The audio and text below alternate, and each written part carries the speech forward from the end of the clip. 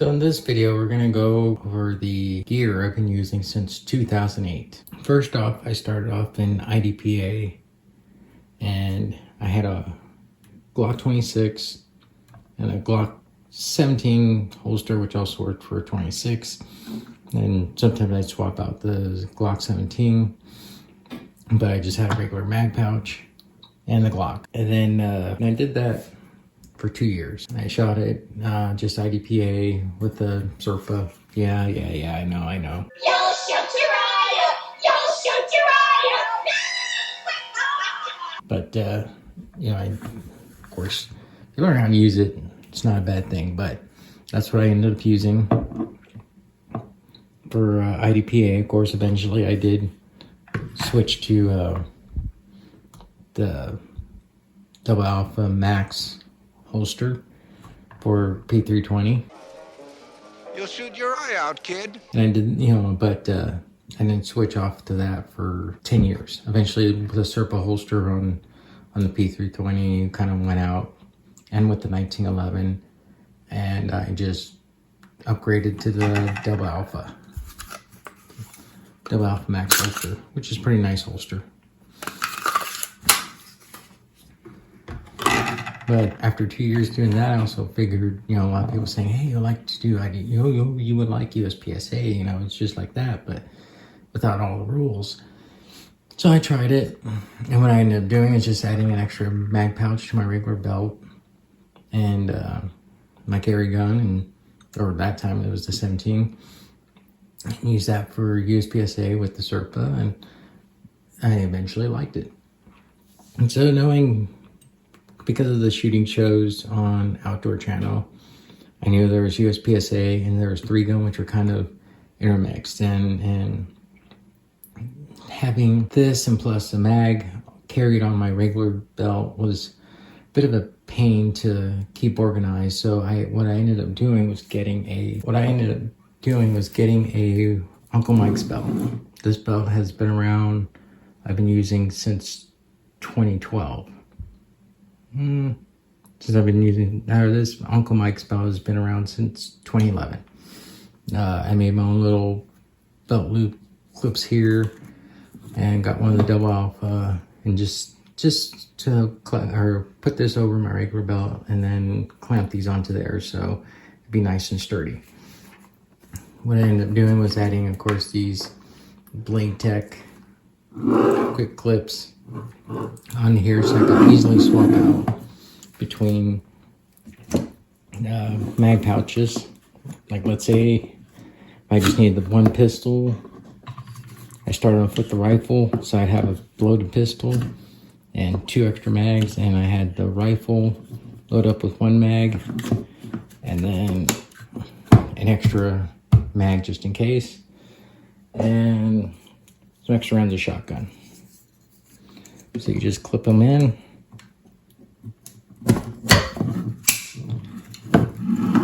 and you're good to go. And you could swap around, like, I'm gonna mostly do rifle, might need some pistols, so you need it more accessible.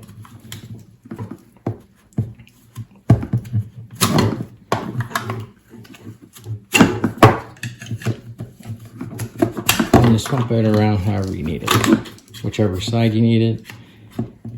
Whatever you're going to think you're going to need the most, you add more pouches, or just swap around to have them however you want.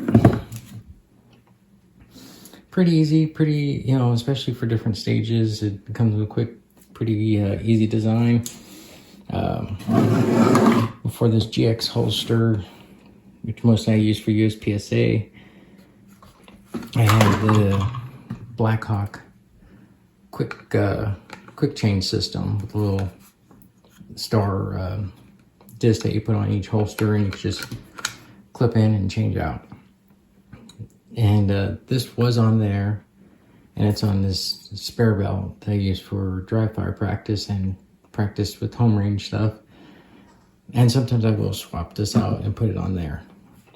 The only reason this is not on there, or this does not have the star system on there, is just because there's a little extra width right here. So with this, it adds a little bit extra, and between the USPSA rules when they check equipment from the waistline, pretty much it will be from here to about there. You know, you have to be within a certain range. And with this system here attached with this one that has a little bit more gap,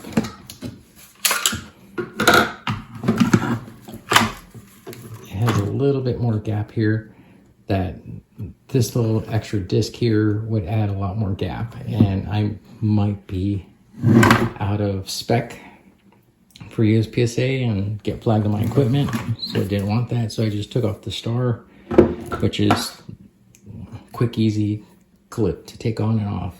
So, and same with the holster. So if I need the star, I could just put it back on there. But one handy thing with this star that I've been doing for years is if I shoot like another holster, that one was a P320. And if I want to shoot a Glock, I put the Glock in. If I want to shoot single stack, I could put in a single stack holster. And same with the mags. I just take out the double pouch, put in my single stacks, and it's ready for single stack. One belt. Every function for pretty much every single division except for open and limited, which the race holster ones didn't exactly fit on there. I did try and get one, and the belt was just too wide, so it did not fit on there.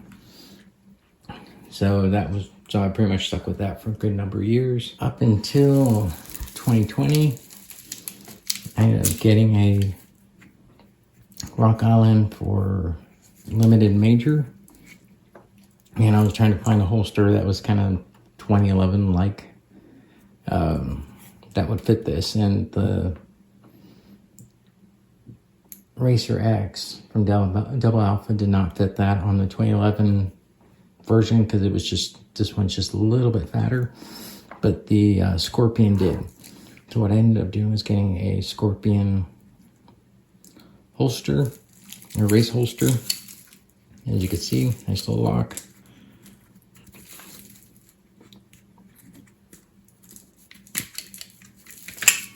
Nice little locking system there. And the Black Scorpion belt, along with the Black Scorpion mag holsters.